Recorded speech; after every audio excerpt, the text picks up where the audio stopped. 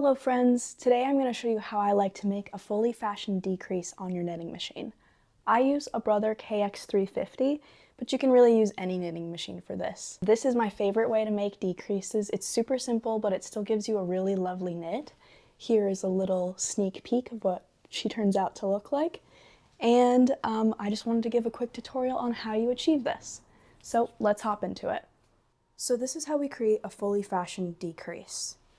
We are going to locate these 3 stitches on the edge, skip, skip, and then this 3rd stitch, pick it up, move it outwards. Then we pick up those 2, move them inwards to close the hole. And then we do the same on the other side. And then we knit 2 rows.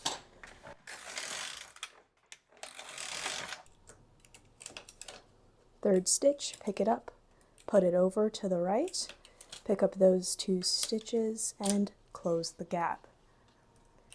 Third stitch, pick it up, move it out to the edge, pick up those 2 stitches and move them in 1. Something you always want to make sure you do is you make sure to put these needles all the way back so they're out of work, because you don't want to accidentally cast them on. And we knit 2, and let's continue.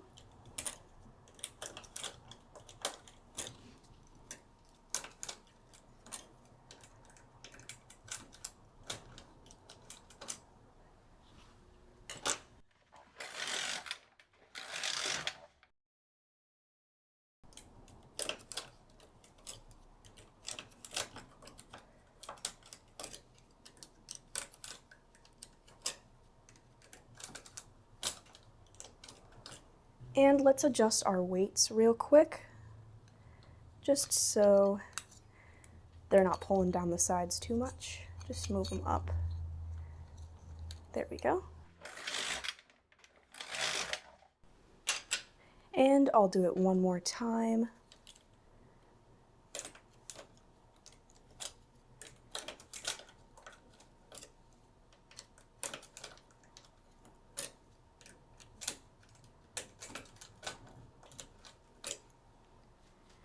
Knit 2. Okay, and then I'm going to cast off and I will show you our result.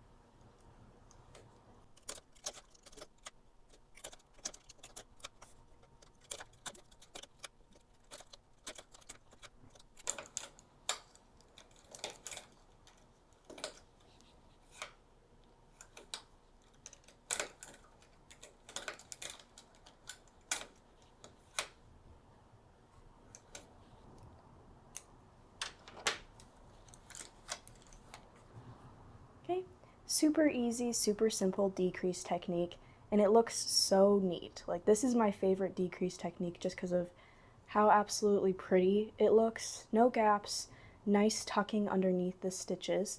I'll go ahead and steam block this and get it to lay nice and flat, and I'll show you all again. And here are the blocked results of our 2-step fully fashioned decrease. And it's really worth taking that extra step. Like, you can do a single step decrease, but you don't get this like lovely tuck that you get with a 2-step fully fashioned. I normally just call it a 2-step decrease because 2-step fully fashioned decrease is kind of a mouthful. 2 things I'd keep in mind. First, always leave that edge stitch alone. You can go down to only 1, so like instead of skipping the first 2 and then moving the 3rd one, you could skip 1, but at least always skip 1.